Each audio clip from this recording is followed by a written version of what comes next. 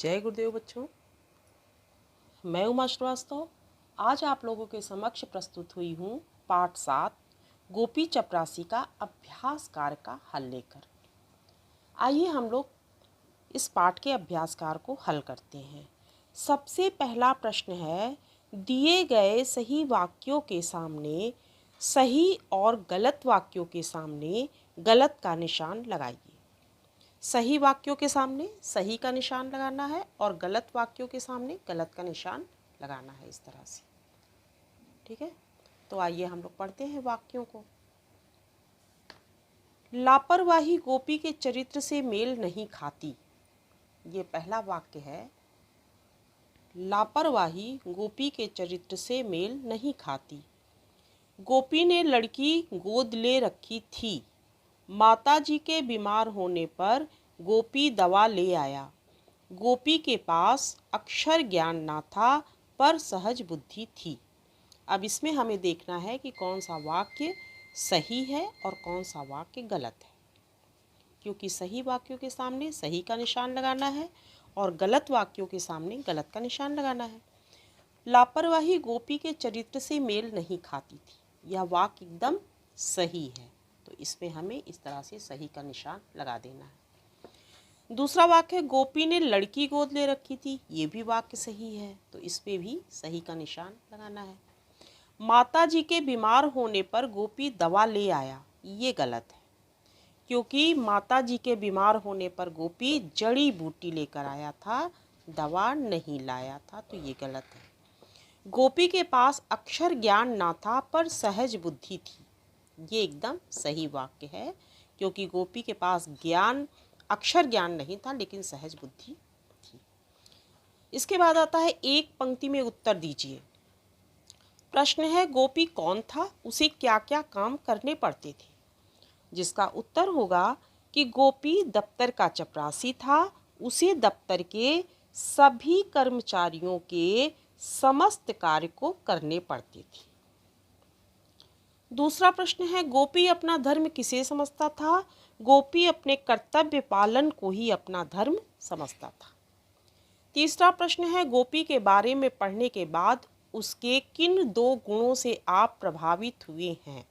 तो इस प्रश्न का उत्तर तो आपको स्वयं लिखना चाहिए, फिर भी हम आपको अपने विचार बता देते हैं कि गोपी के बारे में पढ़ने के बाद उनके निम्न दो गुणों से हम प्रभावित हुए हैं, जैसे कि पहला है कर्तव्यनिष्ठ और दूसरा है सहज बुद्धि।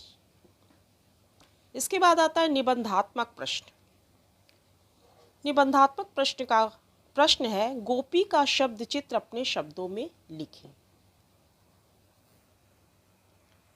पहला प्रश्न है, गोपी का शब्द चित्र अपने शब्दों में लिखें। उत्तर है, गोपी एक साधारण सा व्यक्ति है जिसका रंग गेहुआ, कद नाटा, बदन छरहरा, मुख पतला, उसकी आंखें मिची मिची और मूछें बिल्ली की सी मूछें जैसी थीं। उसका पहनावा था एक कमीज घुटनों तक, धोती और कंधे पर गमछा। स्वभाव से वह परिश्रमी, फक्कड़ तथा उत्तर देने की कला में दक्ष व्यक्ति था। तो ये था पहले प्रश्न का उत्तर। दूसरा प्रश्न है, गोपी लेखक का ध्यान क्यों रखता था। अपने विचार उदाहरण सहित व्यक्त करें। गोपी लेखक का ध्यान क्यों रखता था, अपने विचार उत्तर सहित व्यक्त करें। इसका उत्तर है, गोपी एक परिश्रमी व्यक्ति था। सबसे पहले अपने काम करने में विश्वास रखता था। उसका स्वभाव ही था सबकी सेवा करना, सबका ध्यान देना। अपने इन्हीं स्वभाव, कर्तव्य निष्ठा व तत्परता के कारण उसे ऐसे व्यक्ति भी पसंद थे। लेखक भी अपने काम के प्रति निष्ठावान थे, क्योंकि एक दिन काम के बीच गोपी जब दूध लेकर लेखक के पास पहुंचता है तो लेखक अपने काम में इतना व्यस्त था कि गोपी से दूध फेंक देने या बिल्ली को पिला देने की बात कहता है। एक बार छुट्टी वाले दिन भी दफ्तर से बड़े बाबू लेखक का बुलावा आया। तब भी लेखक अपने लेखन कार्य को बड़ी तन्मयता से कर रहा था। अतः गोपी साहब से खुद निपटने को तैयार हो जाता है, किंतु लेखक को कार्य विमुख नहीं होने देता। अतः गोपी लेखक की कर्तव्य निष्ठा के कारण ही उसका ध्यान रखता था। तो ये था दूसरे प्रश्न का उत्तर। अब तीसरा प्रश्न है, गोपी दूसरों के खेत से चुपचाप घास लेने को बुरा क्यों नहीं समझता था? गोपी दूसरों के खेत से चुपचाप घास लेने को बुरा क्यों नहीं समझता था? उत्तर है, गोपी घास पात को कुदरत की देन समझता था। घास खेतों में अपने आप उगाती है, उसे कोई बीज डालकर और हल चलाकर नहीं पैदा करता। अर्थात घास के उगने में किसी का परिश्रम नहीं लगता। इसीलिए गोपी घास लेने को बुरा नहीं समझता था। दूसरा कारण था कि दफ्तर के बाबू लोग रोज घूस जेब भर भर कर ले जाते थे। उन्हें देखते हुए गोपी सोचता था कि जब पढ़े लिखे लोग दूसरों की मेहनत की कमाई ले लेते हैं तो घास जो कि अनायास ही उग आती है तो उसे दूसरों के खेत से लेने में भी कोई दोष नहीं है। तो ये थे निबंधात्मक प्रश्नों के उत्तर। इसके बाद प्रश्न आता है भाषा अध्ययन। भाषा अध्ययन में है, निम्नलिखित वाक्यों को पढ़िए और रेखांकित शब्दों पर ध्यान दीजिए। जैसे, बाबा गांव के बाहर एक छोटे से मंदिर में रहते थे। रेखांकित शब्द है के बाहर। एक दिन दोपहर के समय मैं घर पहुंचा। इन वाक्यों में के बाहर, के समय आदि संबंध बोधक शब्द हैं। के बाहर, के समय ये कैसे शब्द हैं? ये संबंध बोधक शब्द हैं जो इन दोनों वाक्यों को संबंध करते हैं, इन दोनों वाक्यों को जोड़ते हैं आपस में। ये वाक्य में प्रयुक्त संज्ञा तथा सर्वनाम के अन्य शब्दों से संबंध बताते हैं। ये शब्द क्या करते हैं? ये वाक्य प्रयुक्त संज्ञा तथा सर्वनाम का अन्य शब्दों से संबंध बताते हैं। संज्ञा और सर्वनाम का अन्य शब्दों, जैसे बाबा गांव के बाहर एक छोटे से मंदिर में रहते थे। तो ये बाबा संज्ञा है और मंदिर संज्ञा है। तो के बाहर जो है ये बाबा और मंदिर का संबंध आपस में बता रहे हैं। एक दिन दोपहर के समय मैं घर पहुंचा। तो यहाँ पर मैं सर्वनाम है और एक दिन दोपहर के समय मैं घर पहुंचा, यहाँ पर मैं सर्वनाम है और पहुंचा क्रिया है। तो इस तरह से ये दोनों का संबंध के समय बता रहा है। तो रेखांकित शब्दों पे ध्यान देना है और आपको बताया गया है कि ये दोनों जो है संबंध बोधक शब्द हैं जो संज्ञा तथा सर्वनाम का अन्य शब्दों से संबंध बताते हैं।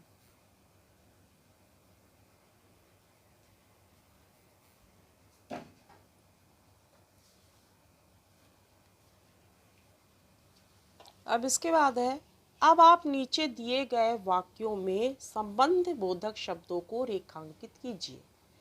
अब ये वाक्य हैं और इसमें संबंध बोधक शब्दों को रेखांकित करना है। मैं अपने परिवार के बिना नहीं रह सकता। इसमें देखना है सर्वनाम और संज्ञा का किसके साथ कौन सा शब्द है जो संबंध बना रहा है। मैं अपने परिवार के बिना नहीं रह सकता, तो इसमें के बिना जो है ये संबंध बोधक शब्द है, इसको अंडरलाइन करना है। ऐसा कुत्ता जो आनंद के पास होना चाहिए।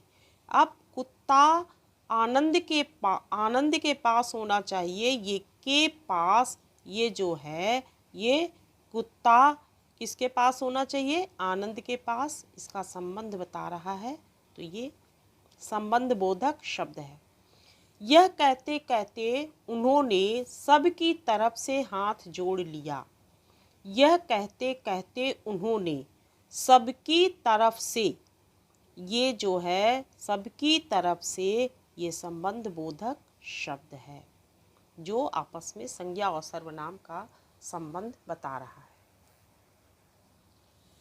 इसके बाद प्रश्न है, दिए गए शब्दों के अर्थ से शब्द पहेली पूरी कीजिए। ये शब्द पहेली है, ये शब्द दिए हुए हैं, ये नीचे की ओर शब्द बनेंगे, बेचैन, उद्देश्य, अचानक, दया, और ये सीधे सीधे बनेंगे, इच्छा, बड़ाई, सत्य, नफरत।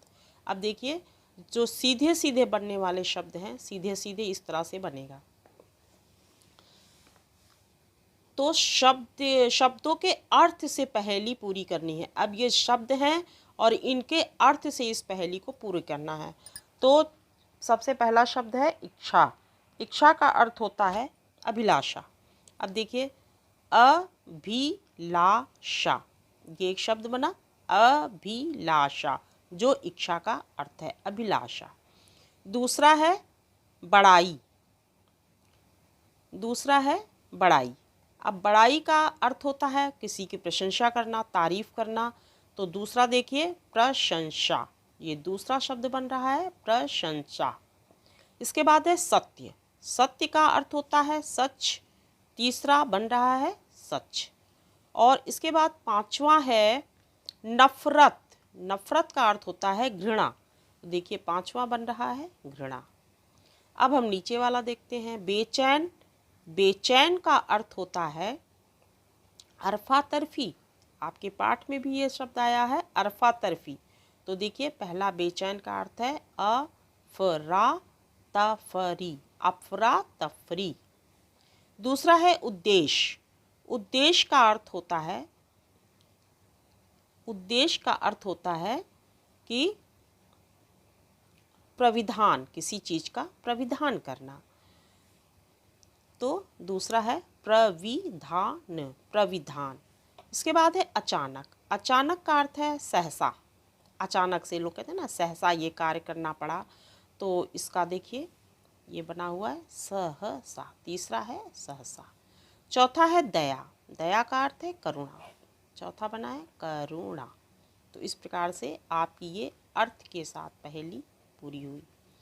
इसके बाद प्रश्न है, निम्नलिखित शब्दों में निर उपसर्ग जोड़कर एक नए शब्द बनाइए। उपसर्ग मैंने आप लोगों को कई बार समझा दिया है कि उपसर्ग वे शब्दांश होते हैं जो शब्दों से पहले जुड़कर उनके अर्थ या उनके रूप को बदल देते हैं। तो देखिए यहाँ पर मूल जो है ये मूल शब्द है, इसमें निर उपसर्ग जुड़ा हुआ है जो बन गया है निर्मूल। इसी प्रकार आधार शब्द है, इसमें निर उपसर्ग जुड़ के बना है निराधार। जल है, जल में निर उपसर्ग जुड़ गया निर्जल। गुण है, गुण में निर उपसर्ग जुड़ गया निर्गुण। मल मूल शब्द है, इसमें निर उपसर्ग जुड़ गया बन गया निर्मल। इसके बाद प्रश्न है, प्रत्यय लगाकर भाववाचक संज्ञा बनाइए। अभी आपको उपसर्ग लगा के शब्द बनाने थे, अब आपको प्रत्यय लगाकर भाववाचक संज्ञा बनाना है। प्रत्यय को भी मैंने आपसे बताया था कि प्रत्यय वे शब्दांश होते हैं जो मूल शब्दों के अंत में जुड़कर शब्दों के अर्थ या इनके रूप को बदल देते हैं। उपसर्ग क्या होता है, जो शब्दों के प्रारंभ में जुड़ते हैं, शब्दों से पहले जुड़कर इनके रूप या अर्थ को बदलते हैं। प्रत्यय होता है जो शब्दों के अंत में जुड़ते हैं और इनके अर्थ को या इनके रूप को बदल देते हैं।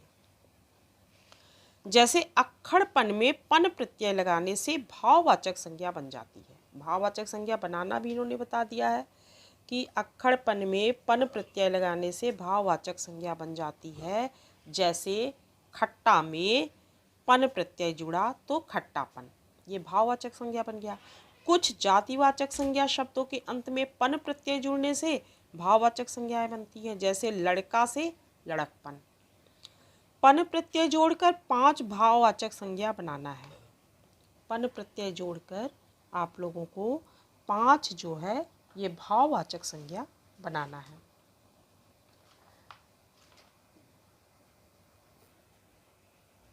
तो देखिए ये मैंने बनाया है पन प्रत्यय से भाववाचक शब्द 5।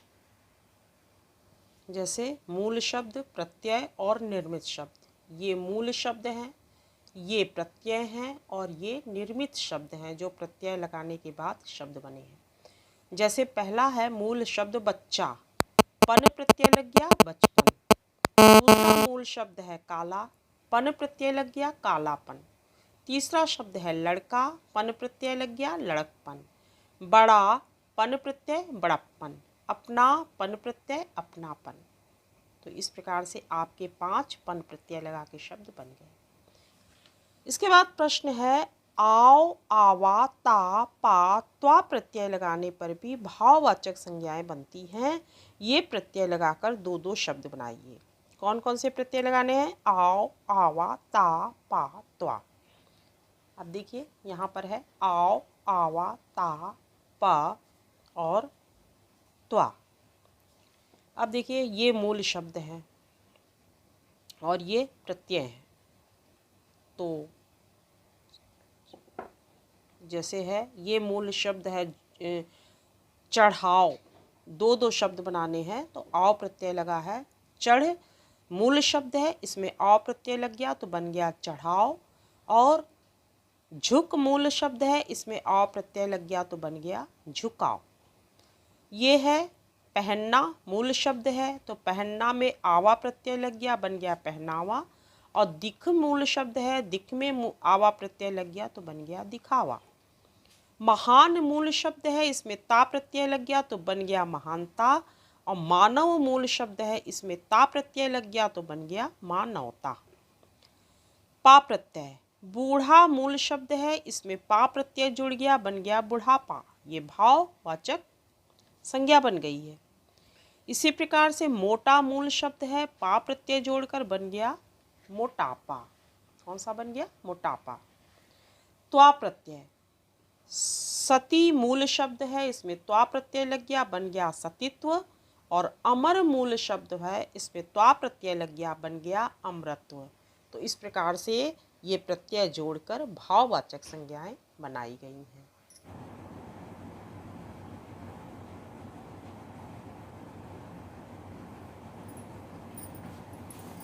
देखिए इसके बाद प्रश्न है, ये 5वां प्रश्न है। संस्कृत से आए शब्द जब हिंदी में ज्यों के त्यों प्रयुक्त किए जाते हैं तो उन्हें तत्सम शब्द कहते हैं। जैसे अंधकार, वृक्ष, दंत इत्यादि। तो कहते हैं कि संस्कृत के शब्द ज्यों के त्यों उसी प्रकार से प्रयोग किए जाते हैं जो कि शुद्ध संस्कृत के शब्द होते हैं। जब वैसे ही प्रयोग किए जाते हैं, उसमें कोई बदलाव नहीं होता है, तो उन्हें तत्सम शब्द कहते हैं। जैसे अंधकार, वृक्ष, दंत इत्यादि, ये सब संस्कृत के शब्द हैं। और जब ज्यों का त्यों हम इस्तेमाल करते हैं वाक्यों में तो इन्हें तत्सम शब्द कहते हैं। और जो तत्सम शब्द हिंदी भाषा में आकर कुछ परिवर्तित हो गए हैं उन्हें तद्भव शब्द कहते हैं। कुछ शब्द ऐसे होते हैं जो संस्कृत के तो होते हैं, लेकिन हिंदी भाषा में जब उनका प्रयोग होता है तो थोड़ा परिवर्तित करके होता है, तो उन्हें तद्भव शब्द कहते हैं। जैसे बताए उन्हें तद्भव शब्द कहते हैं। जैसे आग, आंसू, घर आदि। अब आग को हम संस्कृत में अग्नि कहते हैं, आंसू को अश्रु कहते हैं और घर को गृह कहते हैं। तो इनमें थोड़ा सा बदलाव करके हिंदी में प्रयोग किया जाता है, इसलिए इन्हें तद्भव शब्द कहते हैं। तो समझ में आ गया कि तत्सम शब्द क्या होता है और तद्भव शब्द क्या होता है। तत्सम शब्द होता है जो संस्कृत के ज्यों के त्यों शब्द इस्तेमाल किए जाते हैं, और जब संस्कृत के शब्दों को थोड़ा परिवर्तित करके इस्तेमाल किया जाता है तो उन्हें तद्भव शब्द कहते हैं। अब आइए हम अपनी एक्सरसाइज को सॉल्व करते हैं। निम्नलिखित शब्दों को तत्सम तद्भव में बदलिए। अब जो शब्द तत्सम में लिखे हैं उनको तद्भव में बदलना है, और जो तद्भव में लिखे हैं उनको तत्सम में बदलना है। जैसे अग्नि, अग्नि तत्सम शब्द है, इसका तद्भव आग। अमूल्य, ये संस्कृत शब्द है, इसका तद्भव ये तद्भव शब्द है, इसका संस्कृत शब्द मूल्यवान। पंच तत्सम शब्द है और इसका तद्भव पाँच। पत्थर तद्भव शब्द है, इसका तत्सम शब्द होगा प्रस्तर या पाषाण। दोनों ही शब्द जो है तत्सम है। नींद ये तद्भव शब्द है, इसका तत्सम शब्द होगा निद्रा। इसके बाद अंधकार, इसका ये अंधकार जो है ये तत्सम शब्द है और इसका तद्भव होगा अंधेरा। मछली जो है ये तद्भव शब्द है, इसका तत्सम शब्द होगा मत्स्य। मोर तद्भव तत्सम मयूर। कुआं तद्भव तत्सम कूप। खग तद्भव तत्सम पक्षी। ठीक है, तो इस प्रकार से ये तद्भव और तत्सम शब्द परिवर्तित हो गए हैं। अब हम देखते हैं, अब आ रहा है आशय स्पष्ट करें। आशय का मतलब होता है कि अर्थ को स्पष्ट करना। एकाएक देखने में वह छोटा सा प्रभावहीन व्यक्ति लगता था। अब इसके अर्थ को आपको स्पष्ट करना है, तो आइए हम देखते हैं इसका अर्थ क्या होता है। एकाएक देखने में वह छोटा सा प्रभावहीन व्यक्ति लगता था। गोपी को यदि पहली बार कोई देखता तो वह उसे साधारण सा व्यक्ति प्रतीत होता था। पहली बार कोई देखता अर्थात अचानक जब कोई देखता था, जब उसे बातचीत करता था, उससे परिचय हो जाता था, तब तो लोग समझ ही जाते थे कि ये बुद्धिमान व्यक्ति है, कर्मठ व्यक्ति है। लेकिन जब उसको अचानक से कोई एकाएक देखता था अर्थात पहली बार कोई देखता था, तो वह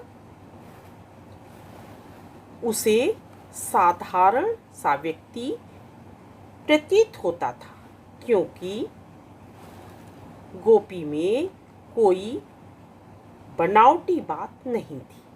उसमें कोई बनावटी बात नहीं थी, कोई दिखावापन नहीं था, इसीलिए वह एकाएक देखने में छोटा सा प्रभावहीन व्यक्ति लगता था। तो ये था इसका आशय।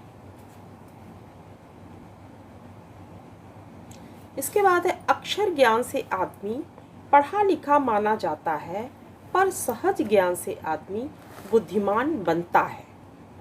अब कह रही अक्षर ज्ञान से आदमी पढ़ा लिखा तो माना जाता है, डिग्री प्राप्त कर लेता है, पढ़ा लिखा माना जाता है, लेकिन सहज ज्ञान से वह बुद्धिमान बनता है। जो उसे अनुभव से ज्ञान प्राप्त होता है उससे वह बुद्धिमान बनता है। अब आशय आइए हम स्पष्ट करते हैं कि किताबें पढ़कर आदमी डिग्री हासिल कर लेता है और पढ़ा लिखा बोला जाता है, लेकिन जो अनुभव से ज्ञान प्राप्त करता है वह बुद्धिमान बनता है। तो यह इसका आशय है। अब दूसरा वाक्य है, उसमें ऐसा कुछ था जो मनुष्य को मनुष्य बनाता है, आज वही ऐसा कुछ खो गया है। इस कथन में लेखक के मन के कौन से भाव प्रकट हो रहे हैं? तो आइए इसका हम आशय आपको बताते हैं कि प्रस्तुत कथन में लेखक के मन के गोपी के प्रति श्रद्धा तथा करुणा के भाव प्रकट हो रहे हैं। तो ये था वाक्यों का आशय। अब इसके बाद आता है सही विकल्प चुने। सही विकल्प चुने। जो शब्द भाववाचक संज्ञा नहीं है उस पर गलत का निशान लगाइए।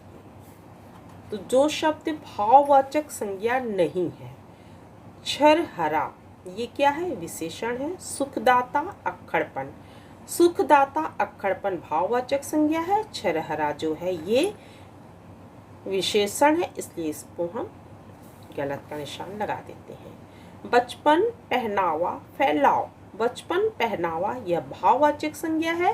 फैलाव विशेषण है, इसलिए इस पर हम गलत का निशान लगाते हैं। कवित्व पशुवत मानवता, पशुवत मानवता ये भाववाचक संज्ञा है। कवित्व जो है यह विशेषण है। दास्ता दावा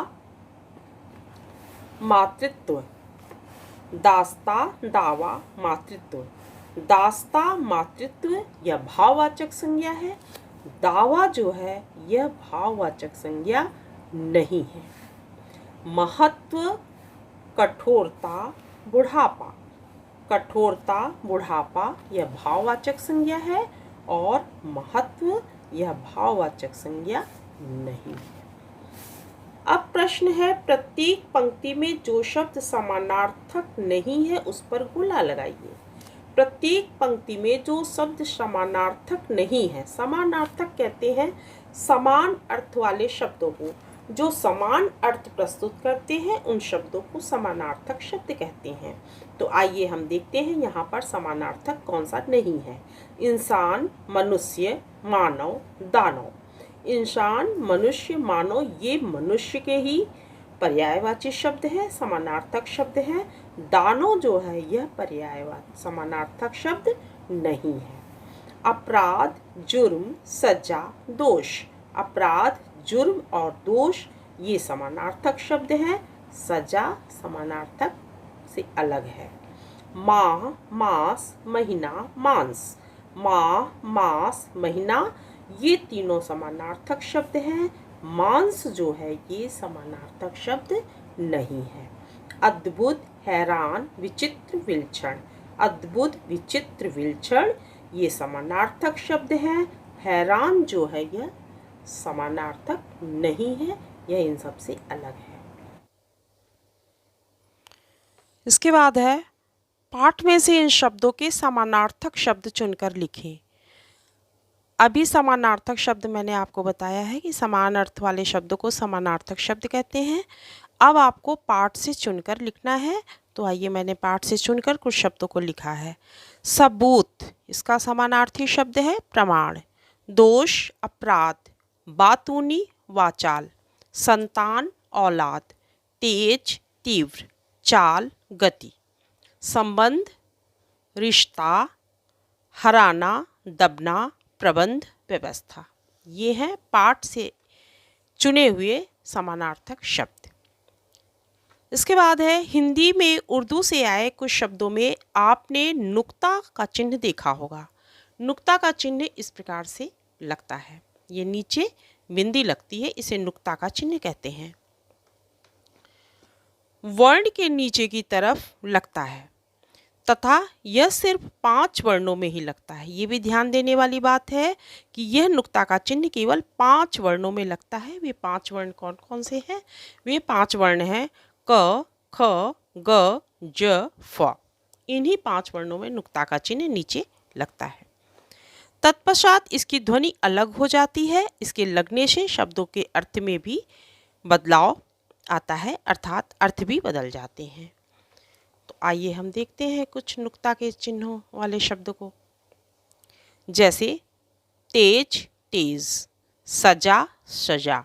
जमाना, जमाना। जरा, जरा। ये इनके ध्वनि में परिवर्तन होता है। पाठ में आए 5 नुक्ता चिन्ह वाले शब्द छांट कर लिखे। तो ये पाठ से कुछ शब्दों को छांट कर लिखा है। जिक्र, तरफ, तूफान, लहजा, आवाज़।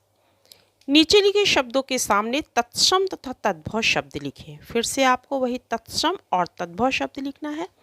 जैसा कि मैंने पहले बताया है कि संस्कृत से आए हुए ज्यों के त्यों शब्दों को तत्सम शब्द कहते हैं, और जब उसमें कुछ परिवर्तन हो जाता है, या कहिए कि संस्कृत के शब्दों को जब अशुद्ध करके लिखा जाता है, तो उसे तद्भव शब्द कहते हैं। सपूत, सुपुत्र। सपूत तद्भव है, तत्सम सुपुत्र।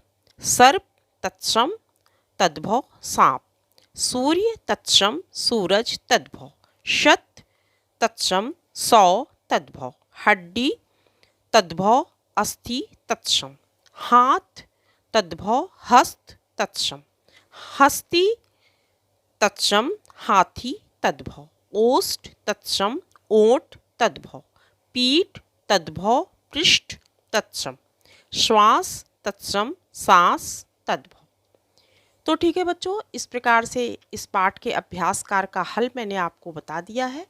आशा है आपको अब इन प्रश्नों को हल करने में आसानी होगी। और अब अगले वीडियो में हम एक नए पाठ के साथ आपके समक्ष प्रस्तुत होंगे। तब तक के लिए बच्चों, जय गुरुदेव, धन्यवाद।